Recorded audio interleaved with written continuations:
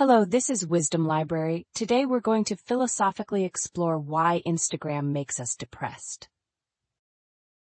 3 months ago, I was really struggling with this exact problem myself.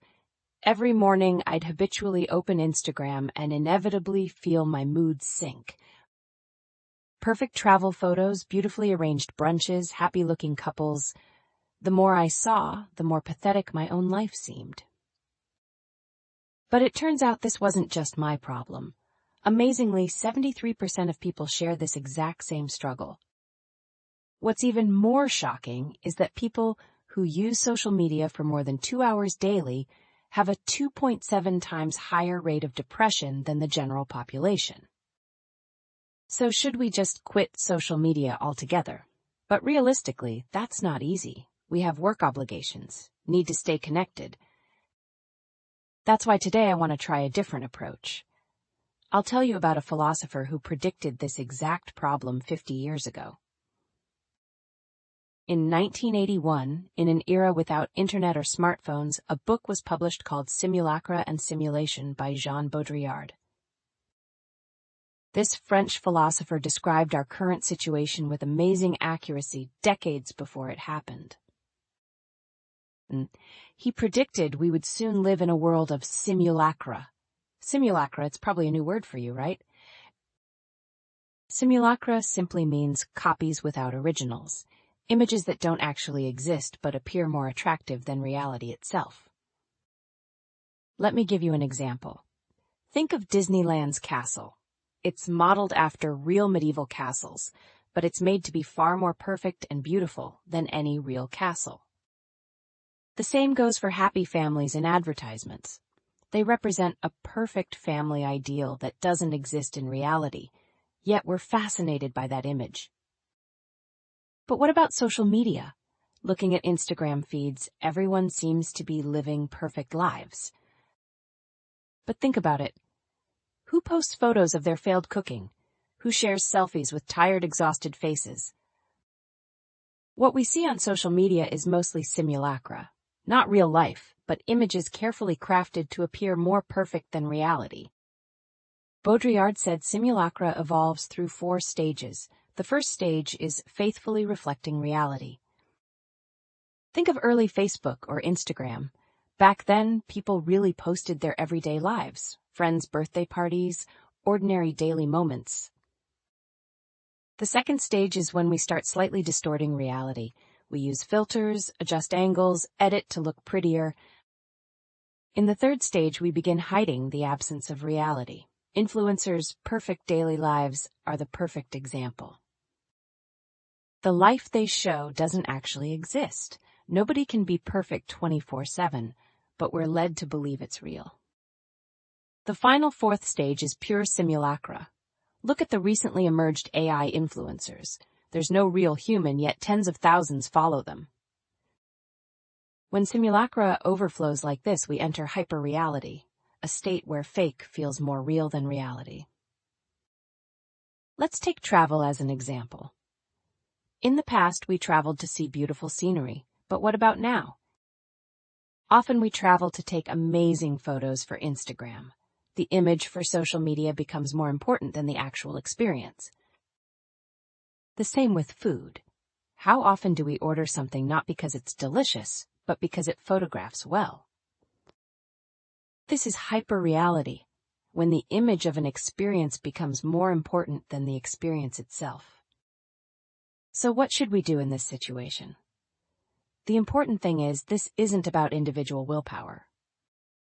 Social media algorithms are designed to keep us engaged longer. Perfect images get more likes and comments, so algorithms show them more. As a result, we're constantly exposed to simulacra, naturally start comparing ourselves, and feel relative deprivation. But there's no need to despair. Baudrillard said this: recognizing simulacra is the beginning of freedom. So let's look at specific solutions. Through these methods, I was able to completely overcome social media depression in just 3 months. The first method is developing a simulacra detector. Whenever you see perfect images, consciously recognize, this is simulacra. For example, when you see an influencer's perfect morning routine, think, how many times did they film this? How much editing was done? Where are the failed takes? By practicing to spot traces of editing and staging like this, you gradually become immune to simulacra manipulation. Second is intentionally increasing real experiences. Practice focusing on moments themselves without taking photos. When eating delicious food, train yourself so your first thought is, this is really tasty, instead of, I should take a photo. Same with beautiful sunsets. Instead of reaching for your phone, try feeling the moment with your whole body, the wind, temperature, even the scent. It might feel awkward at first. We're already used to validating all our experiences through social media. But after just a few days of practice, you'll experience amazing changes. You'll find moments become much more vivid and meaningful. Third is embracing the beauty of imperfection. Japan has a philosophy called wabi-sabi. It's a philosophy that finds beauty in imperfect, aged, and incomplete things, the perfect antidote to simulacra's perfection. Tired faces, failed cooking, messy rooms, all of these are your real life, and they're beautiful just as they are. Fourth is a selective exposure strategy. Take time to curate your following list. Boldly unfollow accounts that only post excessively perfect images and instead follow accounts that share honest, realistic stories. Also, consciously reduce your app usage time. Setting app time limits in your phone settings is a good strategy. Fifth is metacognitive training. Consciously observe how your emotions change while using social media. If you feel down, recognize, this feeling came from seeing simulacra, and create your own routine to return to reality. For example, take 3 deep breaths. Look out the window or physically touch the real reality around you. By consistently practicing these 5 methods, I became a completely different person in just 3 months. Now I don't get depressed when I look at Instagram. Instead, I think, that person must have worked so hard to get that one perfect shot, and actually smile. Most importantly, my daily life feels much more precious. I've learned to find real happiness in seemingly ordinary moments. On days 1 and 2, practice your simulacra detector.